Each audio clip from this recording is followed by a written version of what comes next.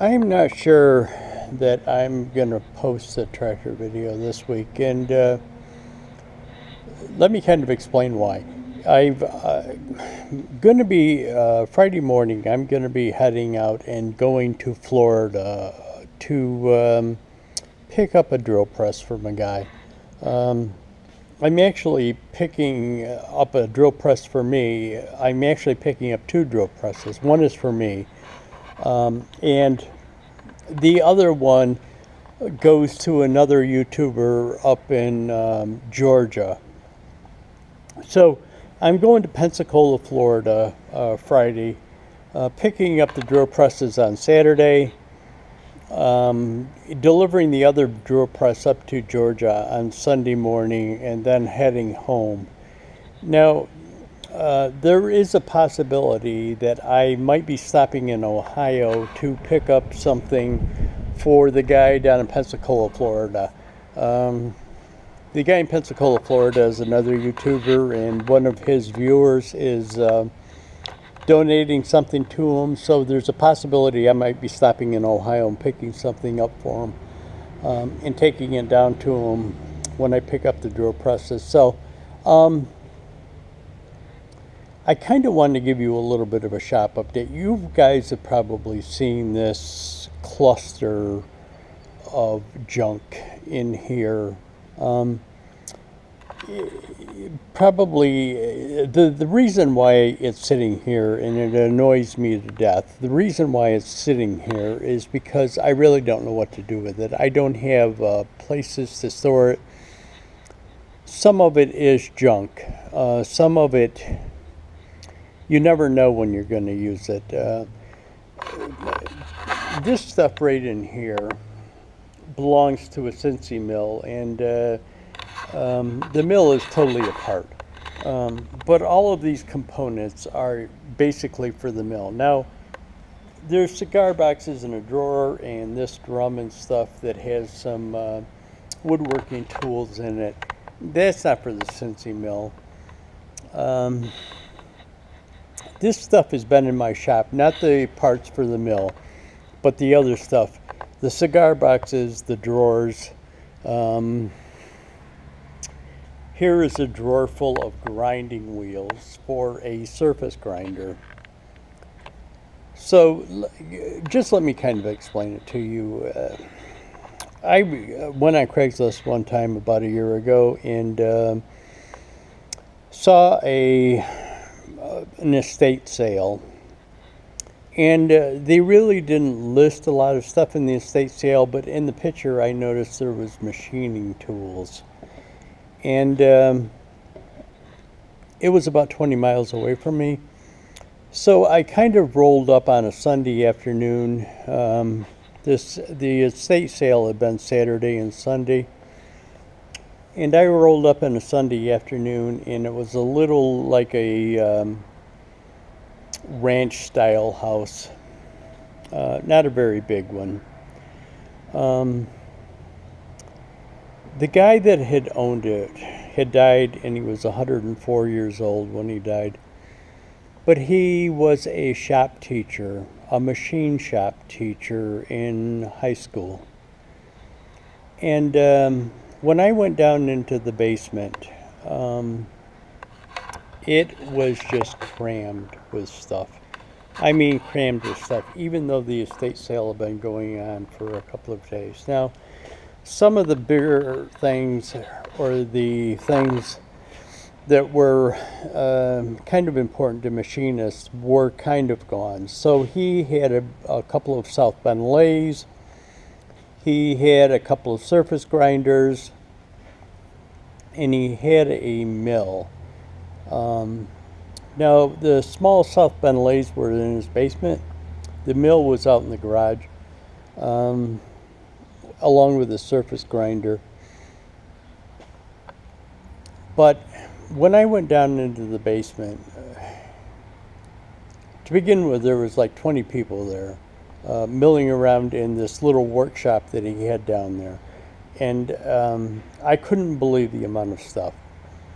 Every drawer was just jam-packed with things, and there was, I can't tell you how many shelves and cabinets and drawers and everything were packed into this little area of the basement.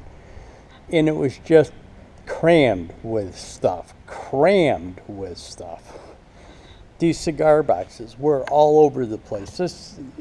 I probably maybe got 20, 30, 40 of these cigar boxes, and every one has different stuff in it. And that 30 or 40 cigar boxes probably only is a third of the total amount of boxes that were there. But anyways, I bought some stuff that Sunday afternoon, and there was a woman that was holding the estate sale. Now, it wasn't a woman that normally does it. She was kind of doing it as a favor because she knew the daughter of this guy, and she was doing it as a favor for him, and then going to clean the house out because the house had sold to somebody knew somebody and bought the house. But anyways, when I went out to pay her for the stuff that I picked up Sunday afternoon, I says, listen, I know you're never going to get rid of this stuff. If you end up with a bunch of stuff left over, give me a call. And I left her my phone number. I said, give me a call and we'll make a deal on it. And about 2 weeks later, she called me up and she says, hey, I've got all that stuff and I need to get everything cleaned out of here. And I went out and saw her, met with her, offered her $300 for everything that was left over, and she took it.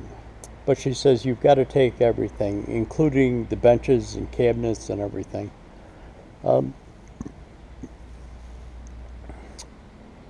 7 pickup truck loads later, I had finally gotten it out of there. Now, a lot of the stuff I've gotten rid of. I've given stuff away. I've sold stuff on eBay.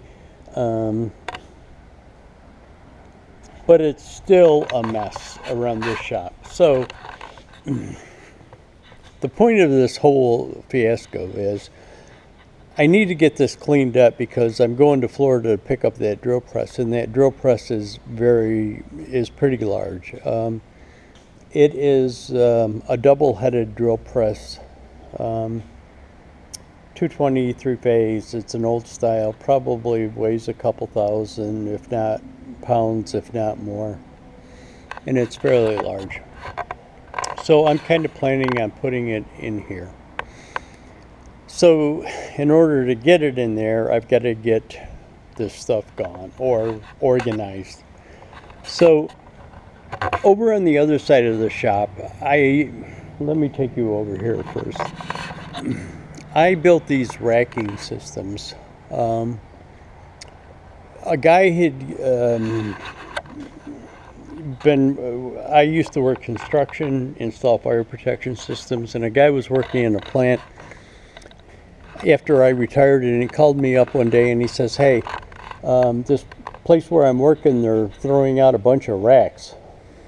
If you asked if I wanted them. So I did. I went out and got them. And what is left of those racks are those two 12'6" end frames. Now, what I'm going to do is make them into the same thing that I just showed you that I had made previously. It's going to be 12 foot long. The spread is going to be 12 foot in them, and there's going to be probably 7 tiers of it. And then I've got this roll around ladder that I can use to organize stuff on it. So that's exactly what's going to happen. I'm going to build that and then get all of this shit that's laying around here on the floor organized. And it's not only this stuff, it's stuff over here. That cart in front of us is totally filled with stuff. Again, more cigar boxes. Cigar boxes full of bearings. It's just unbelievable. There's so much stuff that I don't even know what half of it is. or where it is. I remember that it's in a box, but I don't remember which one. But so that's what's going to happen. So I really, between this and prepping to go down to Florida for this thing, to pick it up and move some other stuff, I've really been kind of tied up this week. So what I wanted to do is just give you a little shop update. Those old grates, I'm waiting for the scrap guy to come along and pick them up. This box here has got a, I don't know whether I've ever showed this to you or not. Benders. A bending system for pipe tubing.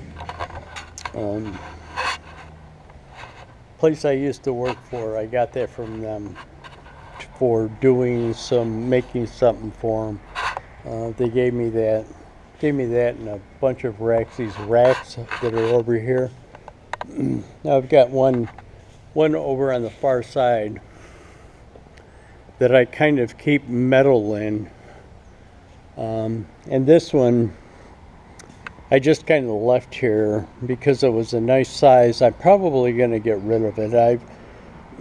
It takes up too much space. It'd be nice if it was halved and you could put it up against the wall or something, but I'm not even sure what I would use it for. But I before I cut that one up, there was probably about 4 or 5 of them that I cut up and gave to the scrap guy. What happened is I made those things for the company that I used to work for, and they were going to give me another rack, actually, that you could store stuff horizontally on, not kind of vertically at an angle. And they actually ended up using that rack. So in return, for that rack that they were supposed to have given me, they ended up giving me like 6 or I don't even remember how many it was, 6 or 7 or 8 racks, and I'm down to these 2 left. But anyways, I regress. I'm going to give that to my scrap guy. Probably get that rack out of here. I'll probably cut that up and give it to the scrap guy also. The rest of this stuff is going to hopefully get put up onto that shelving units when I get that built. And I'm going to have to build it pretty soon because I'm bringing that drill press back. So that's kind of where I've been. So there's probably not going to a lot happen on the tractor because, again,